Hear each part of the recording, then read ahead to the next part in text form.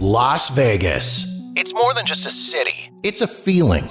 It's that feeling of excitement when you spot the lights of the strip out the airplane window. It's that feeling of awe as you stroll down the boulevard, taking in the sights and sounds. And it's that feeling of satisfaction, knowing that you're in the greatest city in the world. Over 42 million people from around the world share that feeling every year, and I'm one of them. Taking you to the world-famous Vegas Strip and beyond, my name is Jeff, and this is Jeff Does Vegas. Las Vegas bills itself as the entertainment capital of the world, and it's easy to see why, with big-name headliners performing nightly up and down the Vegas Strip, and it's been that way for decades. But how did Las Vegas get that reputation? And what role did organized crime have in helping to create it? My guest for this episode of the show is here to tell us all about it. Making her second appearance is Claire White, Director of Education at the Mob Museum in downtown Las Vegas. Last time Claire was on the show, we went in depth on Liberace and his impact on the Vegas entertainment scene. We touched briefly on the mob's involvement in the creation of the entertainment industry in Las Vegas, but I thought it might be fun to have Claire back to go a little more in depth on it. We talked about the early days of entertainment in Las Vegas and how entertainment was received in the city, the evolution of the industry, the involvement of the mob, and some of the prominent performers with alleged mob ties. Please enjoy my conversation with Claire White from the Mob Museum. Las Vegas really becomes the entertainment capital of the world largely because of financial capital, big paychecks, and that is definitely thanks to organized crime. It's not exclusively because of organized crime by any means, but Las Vegas was willing to pay big bucks for relatively big names, and that I think already by the 1950s was sort of it was a self-made allure. Las Vegas was able to create in the same way that it created all of the other myths about itself of being Sin City and being, the nation's playground and all of those things. It also self titled itself as the entertainment capital of the world in many ways.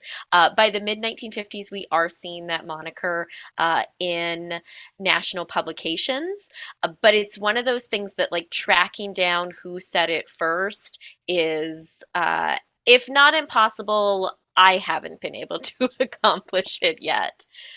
Um, and I think, some of the trends that emerge that sort of make the entertainment capital of the world ring true for Las Vegas. And we talked about a lot of this with Liberace, but visitors wanted to see performers that they already knew, and the mob was able to provide that a lot of times because these big names who were household names in the 1940s and 50s a lot of times had started out as nightclub singers or comedians at speakeasies and illegal clubs in New York and Chicago and New Orleans and LA during Prohibition. And so mobsters had at least some passing acquaintance with huge names by the 1950s, such as, Lena Horne and Louis Armstrong and Frank Sinatra and Dean Martin.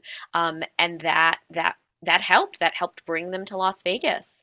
Hotel casinos felt immense pressure to book the biggest acts, and that often translated to using personal connections to try to talk big names into coming and living in the desert for 4 weeks, 5 weeks, as time went on, sometimes residencies of 4 months, 6 months, 9 months, and yeah, the money, that it truly, the capital is what made us the entertainment capital of the world. Some of the what I just consider, staggering figures. In the early 1950s, in the United States, the average income's about $4,000. And Lena Horne was receiving about $2,000 a week for her performances in Las Vegas in the 50s. The Andrews sisters, they're, as a group, as a unit, were making about $10,000 a week. Red Skelton was making upwards of $30,000 a week. And Wow. in 55, I'll have to talk about Liberace a little, so please forgive me. He made $50,000 for opening week at the Riviera in 1955. It's staggering. It's remarkable. I mean, people are getting paid the equivalent of, multiple houses. Those early days, who were some of the first hotels to bring in entertainment back in the very, very beginning of entertainment in Vegas? So Las Vegas, and really the state of Nevada, we legalized gambling in 1931. And in 1931, one of the original hotel casinos, which is actually only open for a couple of months, but it was called the Meadows Club, and it was financed by rum running brothers Tony Canero and his brothers Louis and Frank, who'd made money as Southern California rum runners. And they they were sort of the first people to go out of their way to sort of create an LA nightclub sort of scene. And so they hire Broadway producer Jack Laughlin to produce their showrooms review. He brings in not necessarily named entertainers, but he brings in people from LA to work in the review. And then he also attracted a number of national touring acts, one of the first being the Gum Sisters, who most of us don't know the Gum Sisters today, but almost everyone knows the littlest Gum Sister by her later stage name, Judy Garland. Oh, wow. Yeah, she was 9 when they performed at the Meadows Club. But the Gum Sisters did have in the 20s and 30s a following, and then Judy Garland becomes the best known of the three sisters. Other than that, in the 30s, most of the hotels and casinos are downtown, and they just don't have the space to host big acts. But that really changes as soon as we start building hotel casinos on the strip. In 1941, the El Rancho Vegas opens. In 1942, the Hotel Last Frontier, and then the Flamingo in 46. And some of the original performers in those properties include the Will Maston Trio, of which Sammy Davis Jr. was still a member of when they performed in 44.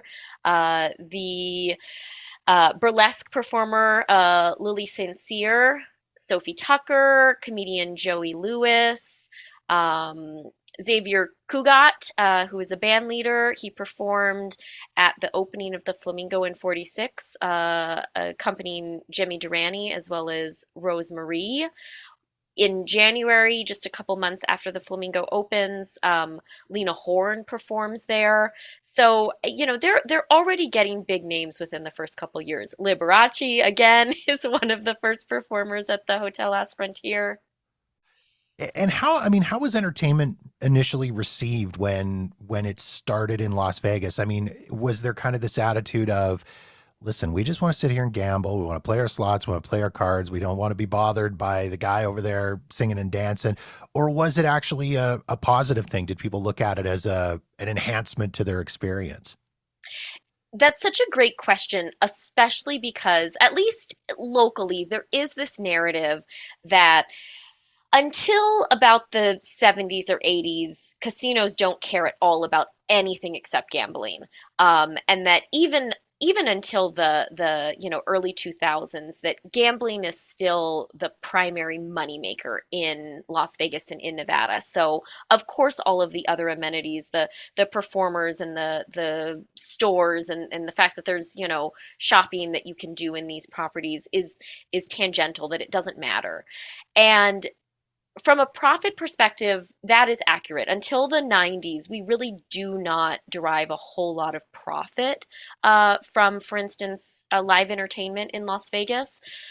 But to say that that means that it's unimportant would be such a, such a misunderstanding. And certainly that wasn't what you said, but I do think that that's sometimes sort of the narrative that, oh, it wasn't really that important.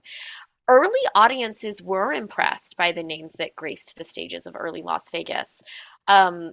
Especially for someone who is coming from middle America, who is coming to Las Vegas. And, even uh, international tourism to Las Vegas is a modern thing. But we've had Canadians, we've had people from Mexico, we've had people from overseas visit us for as long as we've existed.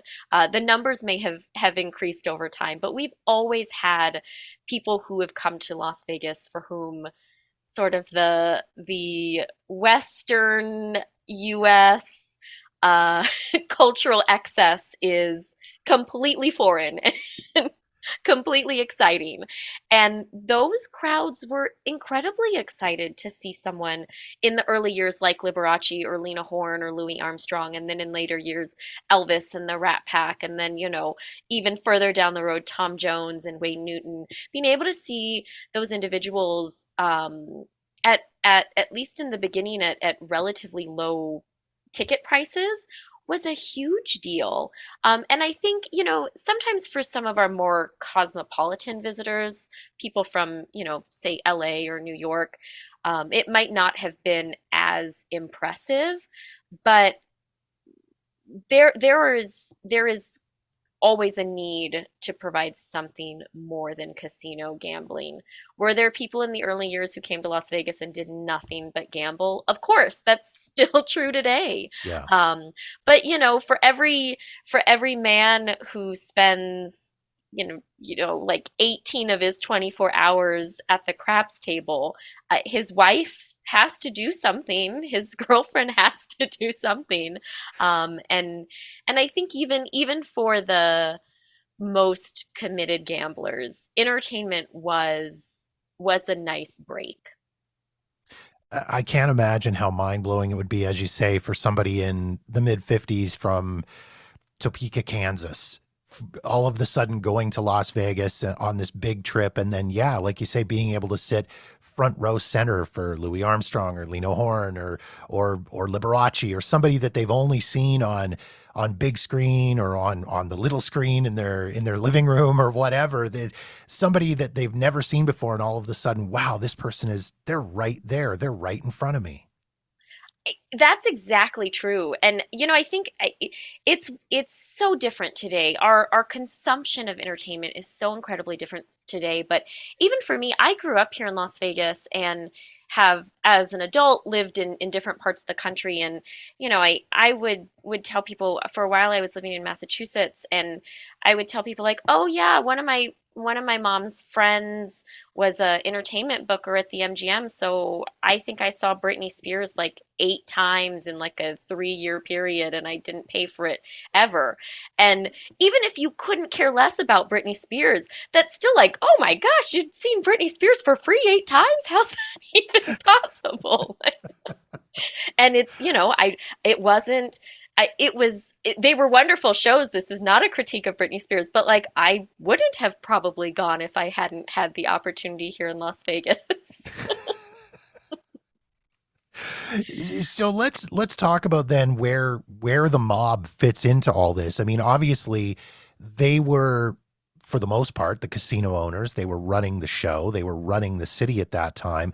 But just how in depth were they with the actual entertainment side of things? Even more involved than you think. Um, from the beginning, the mob has uh, a essentially a ground floor stake in booking entertainment in casinos. Major Riddle is one early example. So he himself is not technically a mobster, but he's involved in illegal nightclubs in Indiana and Illinois in the 30s and 40s. He has connections to the Chicago outfit, and in 1956, he purchases the Dunes using loans from the Teamster Pension Fund. So, I mean, you can't really get more mob than that without being truly a made man and doing the finger prick and all that. He hadn't done that. but save that part of the pomp and circumstance. He's organized crime. Um, he brings the first topless review, Minsky's Follies, to the Dunes in 1957. And showgirls and reviews are a little different than headliners, which I think is a lot of what we're talking about today. But those shows matter also because you can't see Elvis or Louis Armstrong or Frank Sinatra every night. So if you're in Vegas for a week, you you're probably going to have a few nights where you're not seeing any shows. You're probably going to have one night where you see one of the big headliners, and then you're probably going to fill out one of the other, a couple other nights with the smaller lounge acts or a showgirl review or something like that. Um, and the mob just becomes more and more entrenched in the entertainment side of things. First, as like actual entertainment bookers, Johnny Roselli, who I have a feeling we'll talk quite a lot about in a moment. He was involved with entertainment booking across Las Vegas for a number of years. And as time goes by, the role of the entertainment booker, that job, like literally the job of like director of entertainment or director of booking or director of, you know, um, food, beverage, and amenities, things like that, uh, that job became a really clever way to keep mobsters with criminal records on the casino floor without them having to qualify for an individual gaming license. So probably the my favorite example, and one of the best examples of that, is Frank Lefty Rosenthal, um, who was he's the Robert De Niro character in Casino for those who know mob movies better than mob history. Um, Rosenthal was the person in charge of the skim for the Chicago outfit at the Stardust, the Hacienda, the Marina, and the Fremont. He also was a sports gaming pioneer. The Stardust Sportsbook was 100% thanks to Rosenthal. But at no point when he was at the Stardust was his title pit boss. He wasn't ever director of gaming. You didn't know he had anything to do with the sports book. He was, for most of his time, and I'm not certain his exact official title, but he was the director of entertainment. He booked in air quotes entertainment for the Stardust and the other properties managed by the Chicago outfit. Um, he actually, I mean, his whole persona in Las Vegas was kind of like this of the entertainment guy. He was out at nightclubs all the time. He had a public access television show in which he interviewed performers and casino executives and showgirls. Um, and he did this because they needed him on site, but he would have never qualified for his own personal gaming license. Um, to use another great example, in the 1970s, from 77 to 79, the executive producer of the Folies Bergère Showgirl Review at the Tropicana was a Kansas City mobster named Joe Augusto, also the overseer of the skim just at the trop instead of the suite of Rosenthal's properties. And Augusto had no dance experience. He didn't have any executive production experience with Broadway shows or anything like that. He was there because that was the job they could put him in that would place him where he needed to be without needing a gaming license. Now I seem to recall maybe it was Augusto or maybe it was Rosenthal. I can't remember which one, but one of them spent a lot of time going to the showgirl show. It must have been Augusto, and would sit there and then would go backstage and critique the show afterwards to the dancers and the performers. And like you say, no experience, no entertainment experience at all, but would go to every show and would give notes. And I mean, bless their hearts for taking their entertainment job as seriously as they did. Yes, so that is definitely Augusto. That's not to say that none of these other guys also took that clear of a role, but I imagine the story you've heard is Augusto because that's a pretty common um, anecdote attributed to him. I think it was a couple things. It was first of all that running the skim is important and does take work and does take intelligence, but it's not happening every day. I mean, if you oversee the skim, all you have to do is a couple days a week check the count room, a couple days a week plan routes for, money traveling in and out of the property. It's not a 40-hour a week job per se. And so he had the time. And I don't think that that would be that terrible of a job for a man who's spent his life working in the company of a lot of rough other men. I think he was more than happy to spend his time with some very talented, far more refined ladies. And he I think he had genuine, sincere interest in the success of the show, as well as probably inappropriate interest in some of the beautiful individuals who worked for him, I'm sure. I wanted to talk about some of the famous names and maybe some names that people know of and get a little bit into their stories and their involvement in organized crime and in entertainment. And you mentioned Johnny Rosselli, so I think that's probably a good place to start. Can you give me a little bit of the background on Johnny Rosselli and kind of his beginnings with the mob? Yes, so Johnny Roselli got his start in crime very early. Born in Italy, family immigrated to Boston. He's just a teenager when he's first arrested in Boston. Moves kind of Chicago, New York, changes his name a couple times. Actually, Roselli is not his birth last name, and one of the things, a fun anecdote that has nothing to do with Las Vegas history and only to do with Roselli. Um, he himself is never really certain how to spell Roselli, and so you get like double S's, sometimes single S's, sometimes usually double L, but not always double L. Part of it is the fact that Italian spelling like it's not always clear whether you should be using double letters or not. It's also just that, clearly this is a guy for whom uh, formal schooling was not a big part of his life, and so I just think like how many letters was in Roselli was not that important to him. Um, Difficult though for us because like that's one of those things that then at the Mob Museum we're forced to make a decision like how are we going to spell Johnny Roselli's name because he clearly didn't know. But I digress.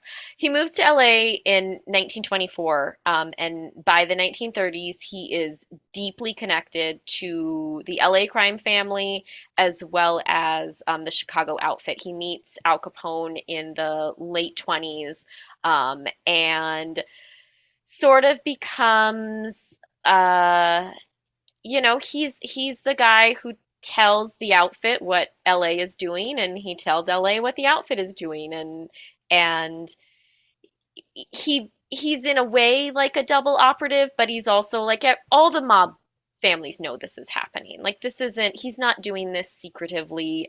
Every mob family has someone who they put in charge of looking at all the other mob families. Um, he gets involved in labor racketeering and extortion in Hollywood, as well as gambling rackets. But he also works as like a legitimate movie producer. Legitimate is yeah, maybe a too strong a word. Yes, yeah. Legitimate in air Let's use quotes. our air quotes for legitimate. But he's working for actual companies. He's operating sort of at the surface level of real legitimate Hollywood operations. In the mid 1950s, he shifts his focus to Las Vegas. Um, this is primarily because of his friendship with Sam Giancana, who we'll probably also keep talking about because Sam Giancana's other good pal is Frank Sinatra, and you can't talk Las Vegas entertainment without Sinatra and Giancana. But Sam Giancana becomes the boss of the Chicago outfit, and he's ready to change out their sort of primary overseer of the skim, who before that had been this guy named Johnny Marshall or Marshall Caifano. Um, Roselli winds up being connected to a number of properties through his role with the Chicago outfit. He owns the parking and gift shop at the Tropicana. He books entertainment for the Trop and then sort of translates that into a full scale entertainment booking company in Las Vegas. He he helps arrange a number of the Teamster Casino loans, of which honestly I could have taken better notes, I guess, but I couldn't even tell you which ones because they all had them, and it's just so interconnected and just I, the I 1950s and 60s are very hard. I was going to say, I feel like it would actually be easier to make a list of casinos that didn't receive a loan from the Teamsters. Yes, exactly. Yeah. And even those are so contested. I mean, even, your other mob museum guest, Jeff Schumacher, who is an incredible resource and knows even more about the mob in Las Vegas than I do. I'm not kidding. I don't know if this is too much information that he would not want me to share, but just a few weeks ago, he and I were discussing the debates about whether the Sahara was mob funded and if it wasn't, was there still mob connections? I mean, some of these properties, it's impossible to definitively say, yes, they never benefited from mob finance. It's just impossible. Yeah. But back to Roselli, I keep making these asides with Roselli, which actually, as an aside, is a good sort of parallel to his life because he was involved just in so much in so many places. Um, he orchestrated the takeover of the Stardust project right before it opens. Um, and so, essentially paves the way for people like Rosenthal in later years. And he had shares in the ice machine business in Las Vegas, like everything. He had so many little hands and little pots all across the city. Now, things did not end all that well for Johnny Rosselli, as they often do not for people who live this life. That is correct. Johnny Roselli did end his life in a barrel in the waterways outside of Miami, his home in Miami. Um, Roselli Roselli outside of Las Vegas is interesting because he was connected to organized crime throughout his life in LA, in Chicago, had ties to Miami, um, had ties to the federal government, was a part of potential plots to assassinate Fidel Castro after Castro, among other things, pushed mobsters out of their casinos. Certainly, the government had different reasons for wanting Castro assassinated, but the mob was all too happy to assist if it meant getting their casinos back. Hmm.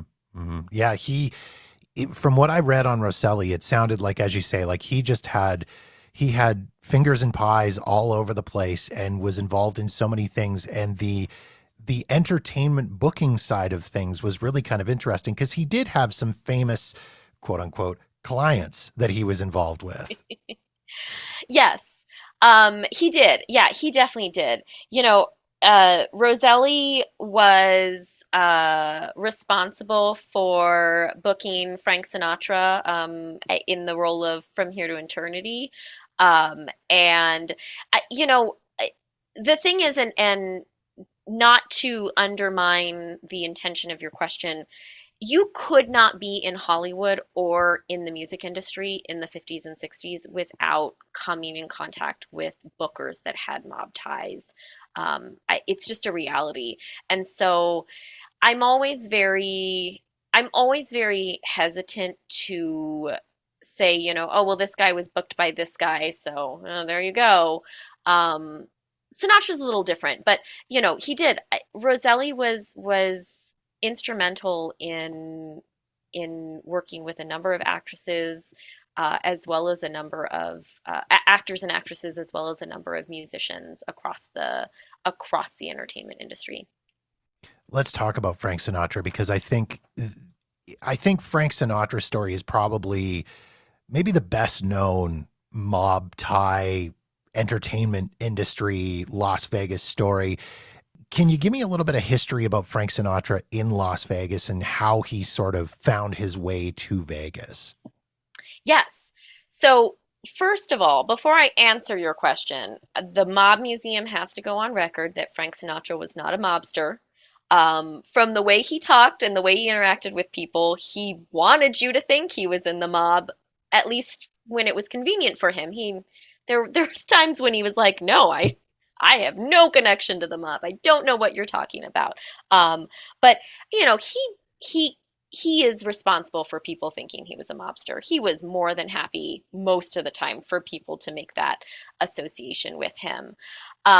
Here in Las Vegas, his story has both intersections with the mob as well as just sort of, yeah, they're in the same city, but he would have probably been here no matter what. His first Las Vegas gig is at the Desert Inn in 1951.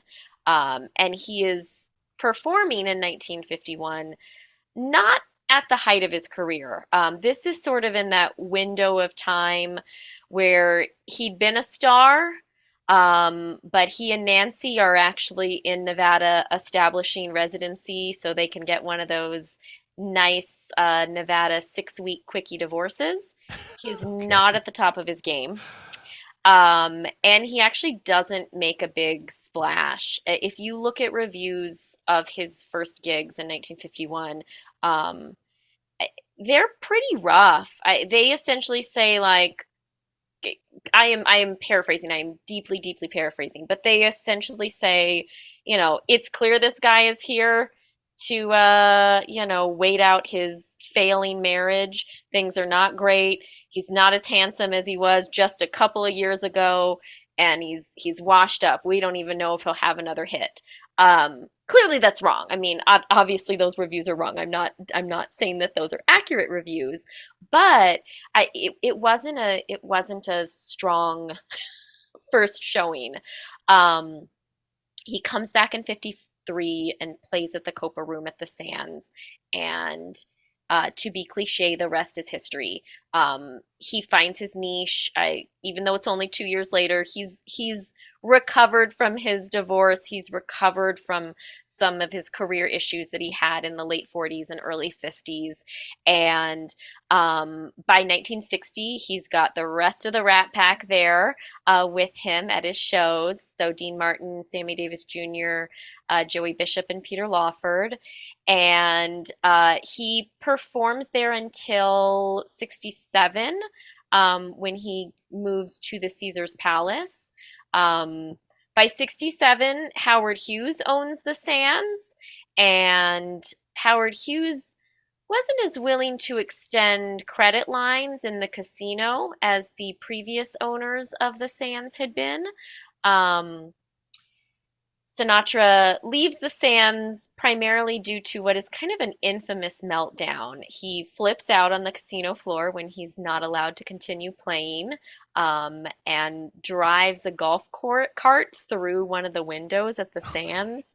And Jeez. for someone like Howard Hughes, who most definitely suffered from OCD and um, a lot of things that just made him very intractable. This was the last straw. Like he already wasn't really that into this guy who clearly had a lot of buddies who were mobsters and also spent more money than he had in the casino. And now on top of it, he's bursting through windows. Like this is not Hughes approved kind of behavior. Yeah, and I think it's interesting that you mentioned about Howard Hughes taking over in there just as a bit of an aside there, because Hughes was sort of famously known for being the guy, I should say, that kind of drove the mob out of Vegas to a certain degree. Yes.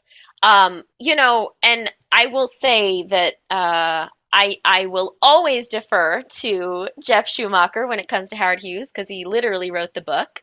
Um, but yes, Howard Hughes most certainly is a big part of pushing the mob out of Las Vegas because his early forays into corporate ownership on the casino paves the way in 69 for Nevada to pass the Corporate Gaming Act, which no longer requires every shareholder of a publicly traded company to qualify for a gaming license in order for that company to own a casino. It also just, it literally legitimizes it. People are like, oh, hey, Howard Hughes owns a casino. I guess it's not that bad. Like that's a good person to follow in the footsteps of. But that said, Hughes purchases casinos. His casino purchase sprees in 67.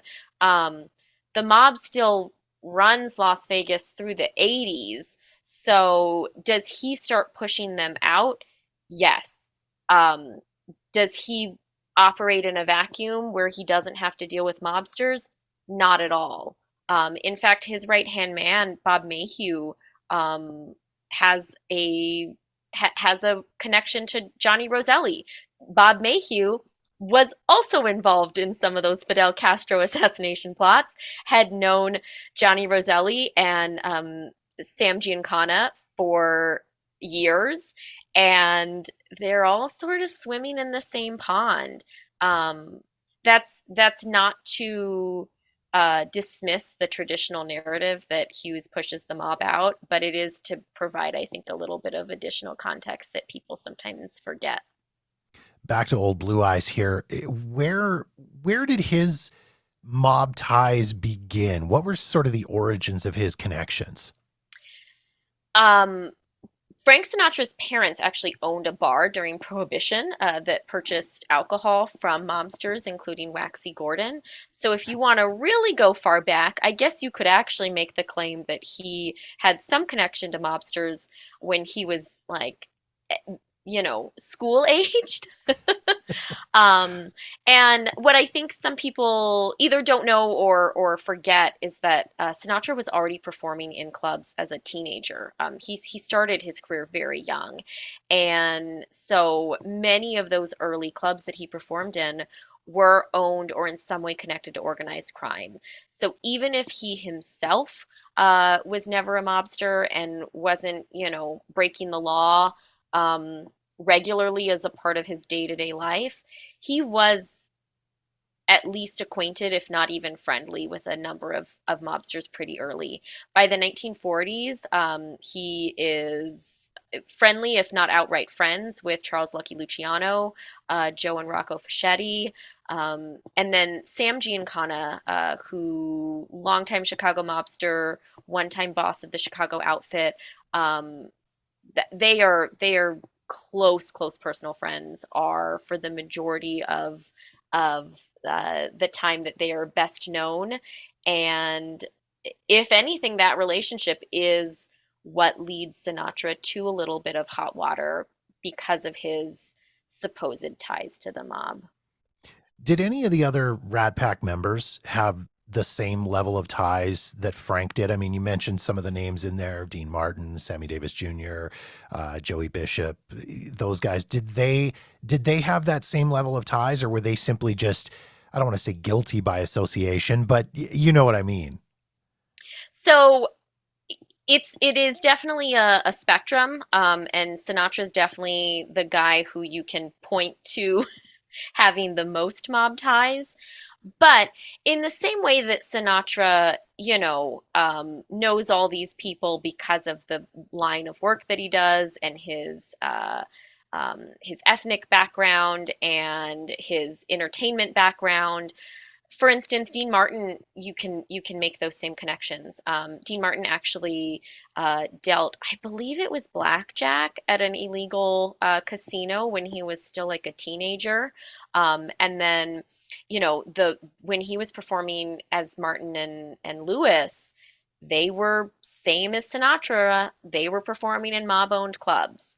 Um, I think the major difference is that because Martin and this is definitely this is my opinion, but because Martin really did want to double down so much on like being that Italian American guy, he I think um, didn't he wanted to distance himself from organized crime and the mob for the same reasons that Sinatra wanted to be synonymous with it. Like Sinatra was trying to portray himself as a very specific type of guy, and Dean Martin was trying to portray himself as this very specific kind of all American but also Italian American guy. Like he wanted you to think of like, oh, I'm this, I'm the Italian next door kind of Italian, whereas Sinatra's like, no, I'm the Italian that you're not so sure about. Um, the Sammy Davis Jr., very similar to Frank Sinatra, and also Dean Martin, at some points in time, had shares in Las Vegas casinos, had shares in, specific stakes or showrooms. Um, but again, like nothing to the extent of Sinatra. I think the most you could say about Peter Lawford is that he was married to one of the Kennedy daughters. Uh, and, everyone thinks that the Kennedys have some mob connection. But in as much as the Mob Museum is of the firm opinion that the Kennedys did not have the mob association that people think they did, you also, by extension, cannot say that Peter Lawford did. And Joey Bishop, I'm going to be super honest, even in prepping for this interview, I went back and like reminded myself of what Joey Bishop did when he wasn't on stage with the Rat Pack. Not much other than have not a great reputation. He didn't have a great reputation for getting along with others, which in a way is a very mob behavior, but in another way, you're not gonna, no mobster is gonna get in bed with you if you can't get along with anyone. They don't need that on their books. I have a couple of little points I want to hit on Frank Sinatra, and I want to do kind of a fact or fiction. And you kind of hit on this first one first. Frank would often brag about his mob ties, and he'd use them to threaten people. Yes, he did. He definitely used them to threaten people. And mob history's so tricky because it's so, even if you are doing the most immaculate research, separating fact from fiction is so difficult. But what I can say is that Frank Sinatra definitely threatened that he could have people taken out because of his mob connections. And to our knowledge, that never happened. Did he eventually end up fearing for his safety because of these connections? Did this became a problem for him, didn't it? Yes, yeah. So first of all, he definitely did.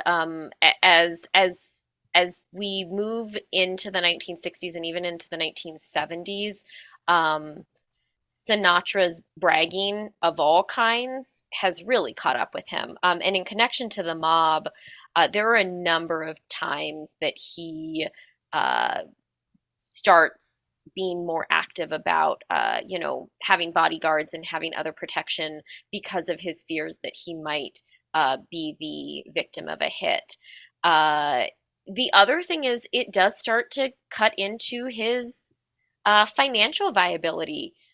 It's all well and good to brag about your mob ties until you want to be the on the books owner of hotels.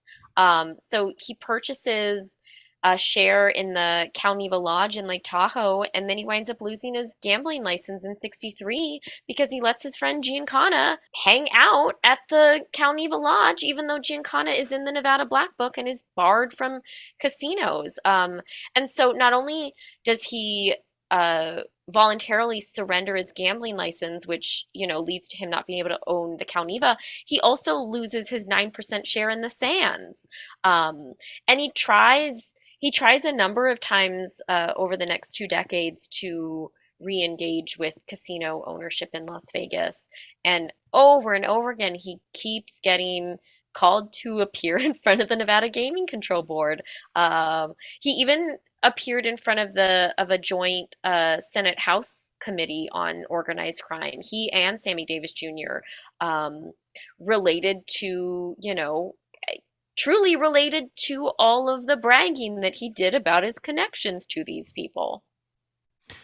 And did there's some stories floating around that I'd read that he offered to become a CIA informant. Did he offer to flip? So, I have to say I'm not 100% certain on that. It's not something that we've extensively or we actually don't cover it at the museum currently. There's nowhere in our exhibits where we talk about that. I have also heard that. I'm not able to say for sure whether that happened, but I can definitely confirm that I have also heard that. Yeah, the story that I had read was that he offered, and the CIA was kind of like, "No, we good. We have enough people. We don't need your help, Frank. But thanks." Yes, both the CIA and the FBI, I've heard that about Sinatra, and I've over the years heard it about other people. I think the CIA in particular, you know, they don't cut as many deals as at least I don't know internationally what people assume or don't assume about the CIA, but I think in the United States we think the CIA is like cutting backroom deals all the time. I think that the CIA is more selective than we dream that they are. I wanted to talk about one of the not so common potential mob ties or alleged mob ties, and this is a story that I knew nothing about until I listened to the second season of the Mobbed Up podcast. Which, by the way, if people haven't listened to it, is an absolutely outstanding podcast to check out. Um, Wayne Newton, Mr. Las Vegas, who started as a teen pop idol, squeaky clean, fresh faced kid, came up through the world of entertainment. There was at one time, and maybe it's still floating around to this day, not current, but obvious in the past, that he had mob connections. Can you tell us a little bit about those alleged mob connections? Wayne Newton, his alleged mom connections all come about because of his ownership or partial ownership in the Aladdin. And that's because when he purchases the Aladdin, there is the reason he is able to purchase shares in the Aladdin is because the Nevada Gaming Control Board forced the previous owners to sell the Aladdin because of their mob ties. And so, as a part of this, tricky changeover of ownership, um, the I think the local as well as the national media start looking into it, and specifically national NBC news reporters connect Newton with a guy named Guido Panozzi, who was a Gambino crime family member in New York, and Newton does, in fact, know him, and at one point even had reached out to him to help him because there were some death threats on his daughter's life, his very young daughter's life at the time.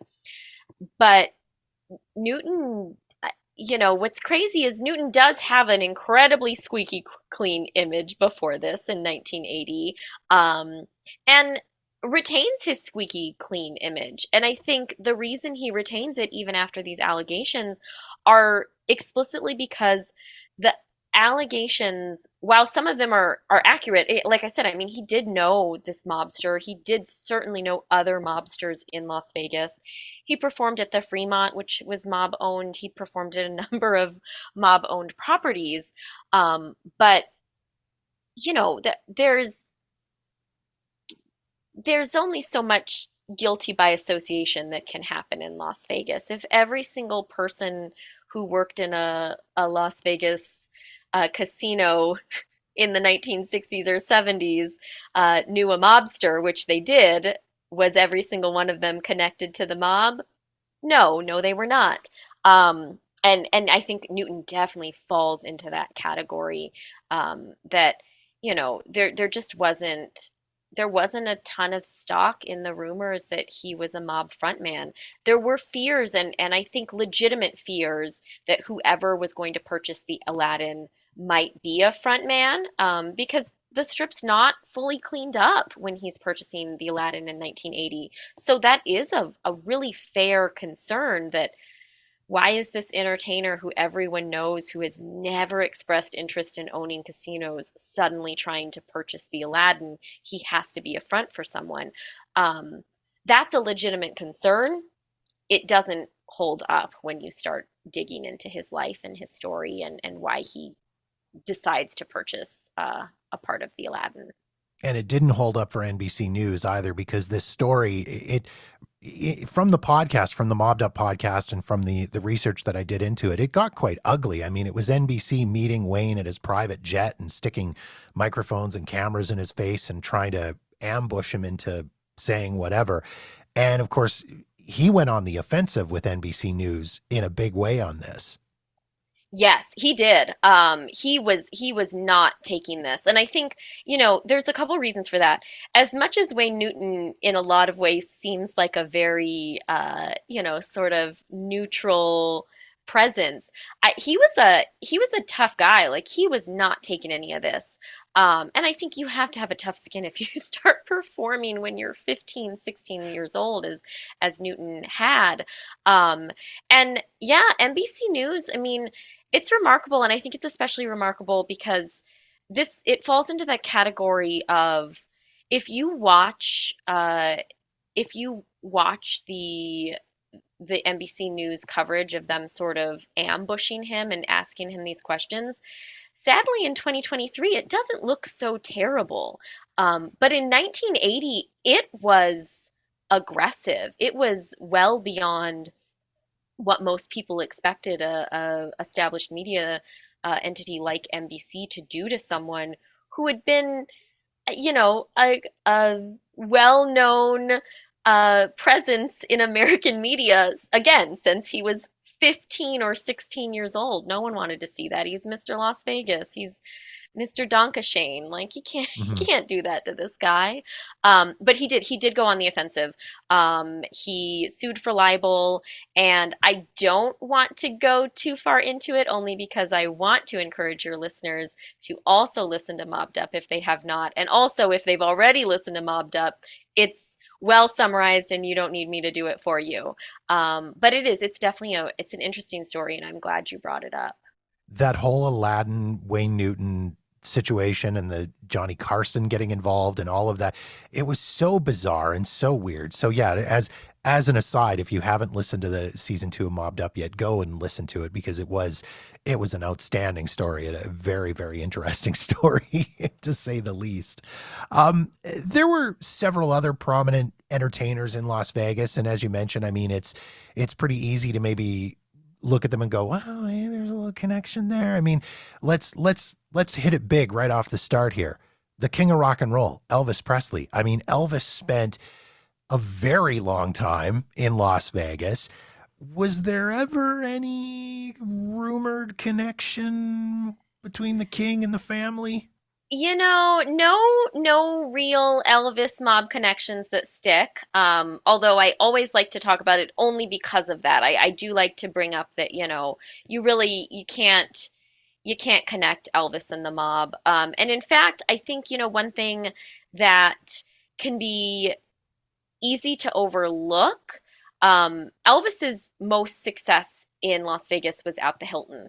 And the Hilton's owned by the Hilton. The Hilton is not mob run. And so the fact that Elvis is separate from the strip casinos that are still at that point in time in the 70s so mob influenced, I think did in a lot of ways insulate him from some of those mob theories and mob connections. Um, and I think what is remarkable is that as much as I tend to focus more on Liberace and the Rat Pack only because of the work that I do and the work that I've done in the past, you know, Elvis's legacy is so strong, I think because of how hard when he was here in Las Vegas, he was working to to seem like his old self and to seem like just still a good all-American guy. And as much as he was struggling personally while he was performing, um, he wanted to provide uh, He wanted to provide that nostalgia for people of their youth, of his own youth. And I think that's one of the reasons his legacy lives on a little more than some of the other performers. Were there any other names that were sort of synonymous with entertainment and organized crime in Las Vegas? I mean, we've hit on so many, but were there any other big ones that really kind of stand out? So the one name, and we've already talked about him, but I do want to talk about him a little more, Sammy Davis Jr. And it's because of the intersectional role that he played in being an entertainer, also being a civil rights activist, and also operating within these mob-owned hotels and casinos here in Las Vegas. Um, so in the 1950s in Las Vegas, our hotel casinos are segregated. Black people cannot stay as guests, cannot participate in gambling, cannot see shows, cannot go to restaurants, cannot play on the golf course in any of our hotel casinos. Um, and that is the case until 1960. The one outlier is, what do hotel casinos do with the dozens of big name, well known, often wealthy, sometimes intermarried Black performers who grace their showrooms? And Sammy Davis Jr. is not the only one, but I think because of his role in the Rat Pack, he's kind of one of the guys we most look to when we look at civil rights in Las Vegas. Um, Sammy Davis Jr. and Frank Sinatra, as well as the Rat Pack, sort of as an entity, make it so that when they sign their contracts at the Sands, that Sammy Davis Jr. is given equal accommodations to the rest of the Rat Pack. And this was unique because until then, Sammy Davis Jr., when he would perform here with the Will Maston Trio as a solo artist before the Rat Pack, he would have to go all the way to West Las Vegas, the segregated part of town, and stay at a guest house, stay at the Harrison boarding house, which also housed Nat King Cole when he would perform here. A number of entertainers stayed at the Harrison boarding house and other West Side properties.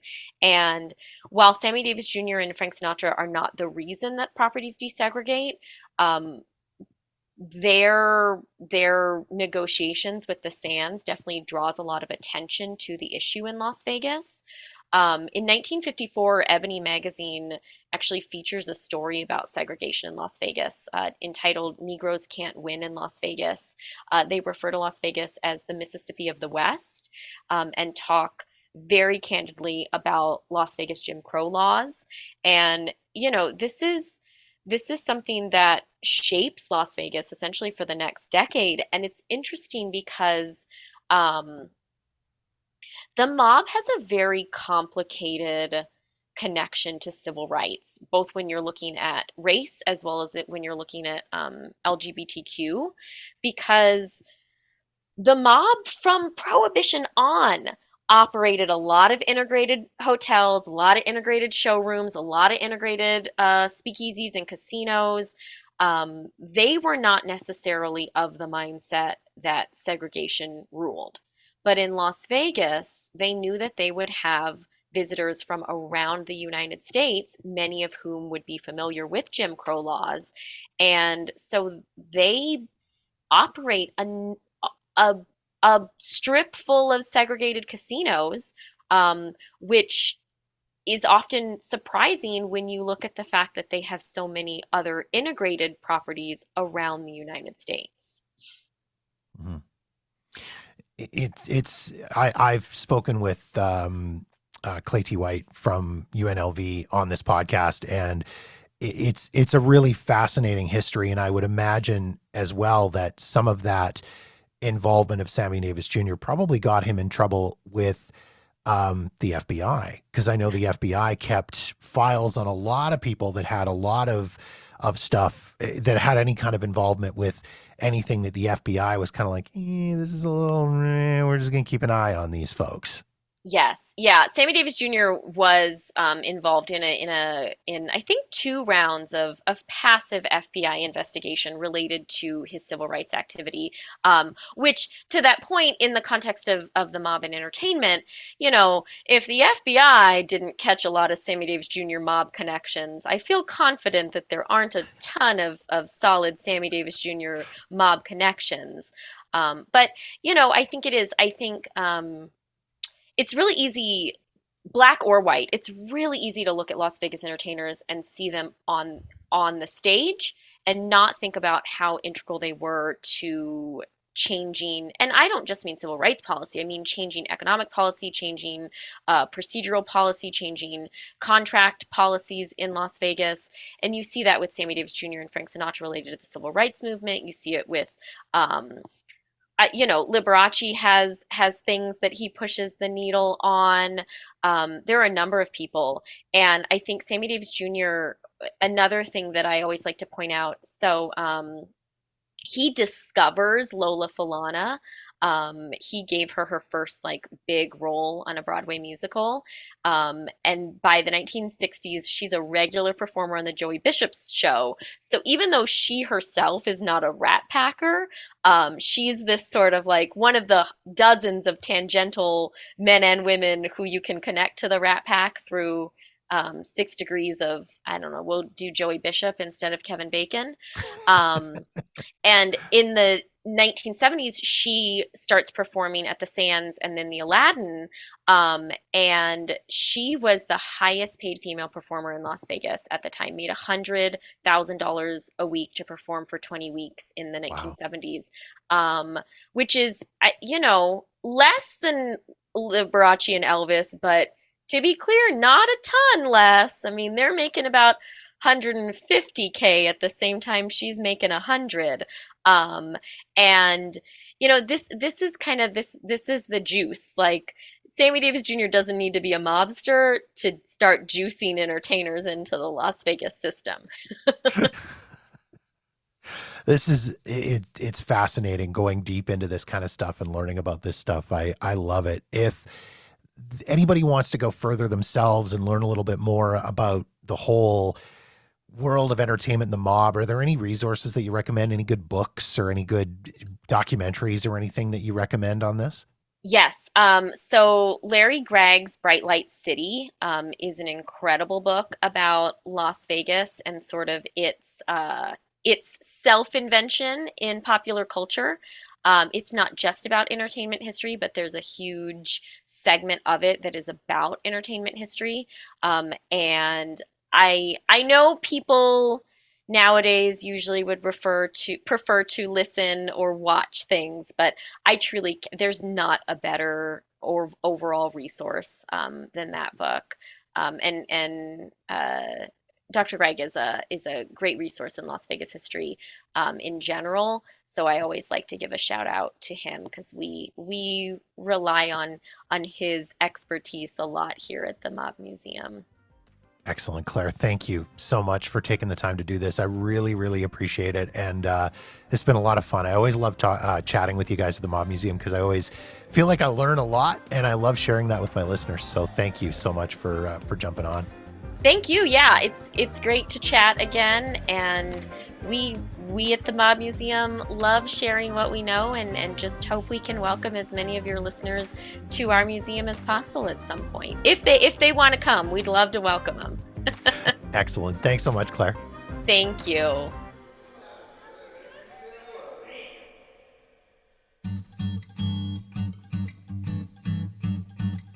And that wraps up another episode of Jeff Does Vegas. If you've got feedback on this episode of the show, or any other episode for that matter, or you've got suggestions and ideas for topics you'd like me to cover on the podcast, please feel free to reach out to me via Facebook, Twitter, or Instagram at Jeff Does Vegas. Or drop me an email directly at jeff@jeffdoesvegas.com. In the meantime, thank you so much for checking out the show. Be sure to follow us wherever you get your podcasts so you'll know the moment new episodes are available. And don't forget to visit jeffdoesvegas.com for past episodes and show notes. My name is Jeff, and this has been Jeff Does Vegas, a Walker New Media production.